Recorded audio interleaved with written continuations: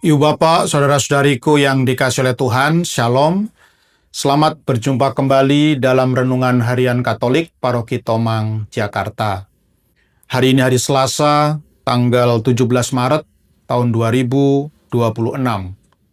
Tema renungan kita hari ini adalah Kristus Sang Sumber Sukacita.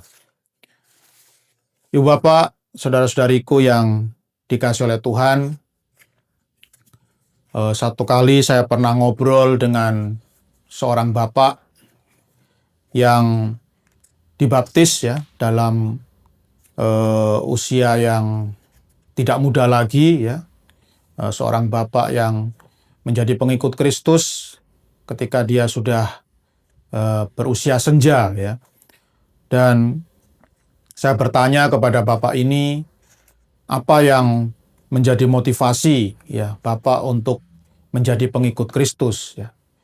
Rupanya Bapak ini sejak mudanya yaitu memiliki sebuah kegelisahan ya. Bapak ini selalu merasa gelisah berkaitan tentang dosa ya. Jadi Bapak ini seorang yang sangat rendah hati ya, seorang yang sangat rendah hati sehingga dia selalu menyadari bahwa dirinya itu adalah orang yang sangat lemah dan rapuh ya, dan begitu mudahnya untuk jatuh ke dalam dosa ya. Nah, karena kerendahan hati yang luar biasa ya, Bapak ini selalu menyadari bahwa yang namanya dosa itu tidak bisa lepas dari hidupnya ya. Hidupnya itu selalu jatuh bangun, selalu sering jatuh ke dalam dosa ya. Dan ini menjadi kegelisahan bagi dia. Dan memang di dalam agamanya yang lama itu diajarkan ya, kalau seseorang itu jatuh ke dalam dosa, maka berdoalah ya. Berdoalah kepada Tuhan supaya Tuhan mau berkenan ya, supaya Tuhan berkenan untuk mengampuni dosa-dosanya. Tetapi yang menjadi kegelisahan dari Bapak ini adalah ketika saya jatuh ke dalam dosa lalu saya berdoa, apakah Tuhan itu sungguh-sungguh mau mengampuni dosanya ya? Apakah kalau saya berdoa mohon pengampunan atas dosa-dosa saya, Tuhan itu sungguh-sungguh mengampuni dosa saya atau tidak gitu ya? Dia merasa tidak ada kepastian gitu ya. Jangan-jangan saya sudah banyak berdoa, ya, saya sudah berdoa lama, mohon pengampunan, ternyata dosa saya tidak diampuni. Wah, ya ini kan saya hanya membuang-buang waktu saja ya. Tidak ada kepastian dalam pengampunan dosa. Ya. Dan saya akhirnya ketika saya mulai mempelajari agama Katolik, saya sungguh akhirnya mendapatkan sebuah jawaban yang sangat melegakan hati saya ya, ketika saya tahu bahwa di dalam agama Katolik itu ada yang namanya sakramen tobat ya, dan dalam iman Katolik itu ya, Gereja Katolik sangat meyakini ya, ketika seseorang itu berbuat dosa, entah seberapa berat ya dan seberapa banyak dosanya ya, entah seberapa berat dan seberapa banyaknya, seberapa besarnya dosanya, itu apapun bentuk dosa itu, ketika seseorang ini masuk ke dalam kamar pengakuan, lalu meminta sakramen tobat di hadapan seorang imam sebagai wakil Tuhan, maka Gereja Katolik menjamin ya, dengan tegas menjamin bahwa dosa orang itu pasti diampuni oleh Tuhan ya. Dan ini adalah sebuah jawaban atas kegelisahan saya ya, kegelisahan yang membebani hati saya selama berpuluh-puluh tahun ya. Kalau saya berbuat dosa, lalu saya berdoa memohon pengampunan kepada Tuhan, apakah benar Tuhan itu mau mengampuni dosa-dosa saya? Apakah pasti ya, Tuhan itu mengampuni dosa-dosa saya? Tidak ada jaminan ya, tidak ada yang berani memberi saya kepastian. Tetapi ketika saya mengenal iman Katolik, di dalam Gereja Katolik, di dalam iman Katolik ada kepastian. Seberapa besarnya dosa saya, seberapa beratnya, seberapa banyaknya dosa saya, ketika saya dengan penuh kerendahan hati dan dengan rasa yang penuh penyesalan, rasa yang penuh pertobatan, memohon pengampunan atau absolusi dari seorang imam, maka dosa saya pasti diampuni. Maka itulah Romo, akhirnya saya pun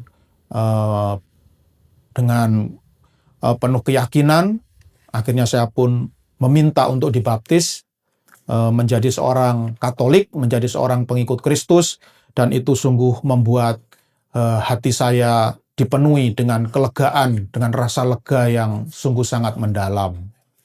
Nah, Ibu Bapak, Saudara-saudari yang dikasihi oleh Tuhan, dalam Injil Yohanes bab 5 ayat 1-3a dan dilanjutkan ayat 5-16 yang dibacakan dalam perayaan Ekaristi hari ini, dikisahkan tentang seseorang yang memiliki penyakit lumpuh, ya. Penyakit lumpuh, ya, mungkin kalau zaman sekarang itu mungkin sakit stroke gitu, ya, sakit stroke, dan tentu orang ini ingin sembuh, ya. Maka seturut kepercayaan orang Yahudi, orang lumpuh ini setiap hari dia berbaring di tepi kolam Bethesda, ya.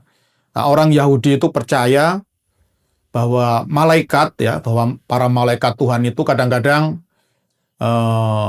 ya waktunya tidak pasti, ya. Jadi untung-untungan, ya. Kadang-kadang malaikat Tuhan itu turun mendatangi kolam Bethesda, dan ketika malaikat ini turun, ya, dan jumlahnya sangat banyak, ya.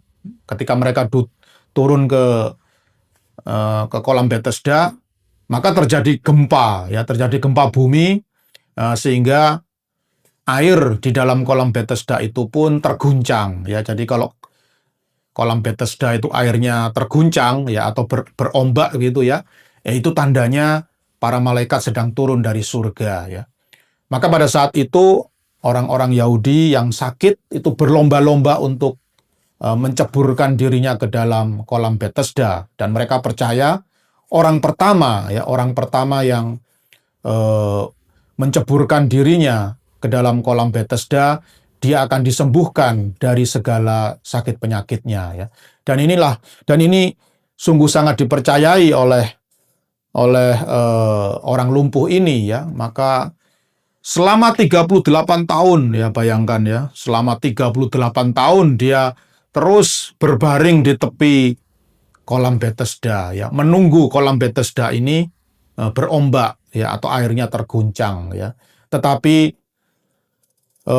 dia selalu keduluan, ya. Jadi rupanya, ya, karena lumpuh maka gerakannya menjadi sangat lambat. Dia selalu keduluan dengan orang-orang lain yang memiliki tujuan yang sama, ya. Dan itu terjadi selama 38 tahun, ya. Dan sungguh sangat beruntung, ya.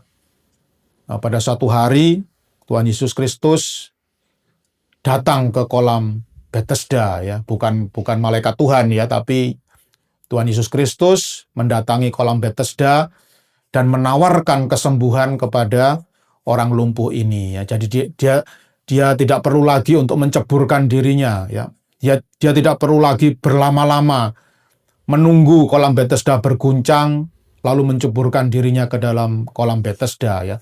Hari itu juga Tuhan Yesus akan memberikan kesembuhan kepada orang lumpuh ini, dan itu terjadi, ya. Maka kita bisa membayangkan betapa penuh sukacitanya, betapa gembiranya, betapa bahagianya orang lumpuh ini yang sudah menunggu kesembuhan selama 38 tahun, ya, akhirnya disembuhkan oleh Tuhan, ya. Kita bisa membayangkan betapa gembiranya, betapa bahagianya hati orang lumpuh ini, ya.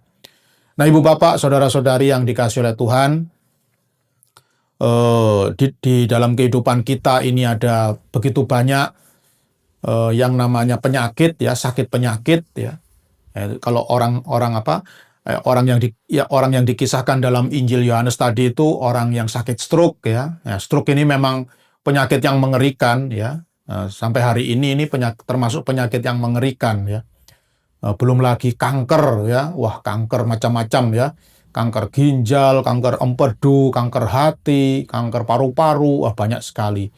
Dan itu penyakit yang sangat ditakuti oleh manusia, ya. Tapi iman kita mengajarkan ada satu penyakit, ya, yang lebih mengerikan daripada stroke dan kanker, ya. Dan penyakit itu tidak lain adalah dosa, ya.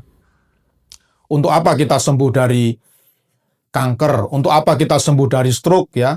Kalau hidup kita ini dipenuhi dengan dosa, ya. Jadi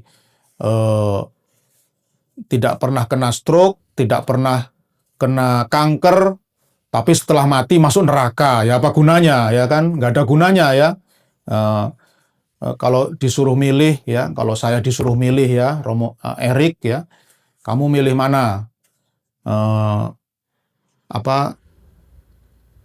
Sakit kanker, tidak sakit kanker, tidak sakit kanker, masuk neraka, atau sakit kanker, masuk surga. Ya, terus terang saya akan milih yang sakit kanker tapi masuk surga, gitu ya, daripada tidak sakit kanker, ya, tidak pernah sakit kanker tapi masuk neraka, ya untuk apa itu, ya. Jadi, dan neraka ini kan selama-lamanya, ya, nggak ada batasnya, mengerikan sekali, ya. Ya lebih baik sakit kanker tapi masuk surga, gitu, ya. Ya, tapi Tuhan itu maha baik, ya. Saya tidak diberi sakit kanker, ya, dan mudah-mudahan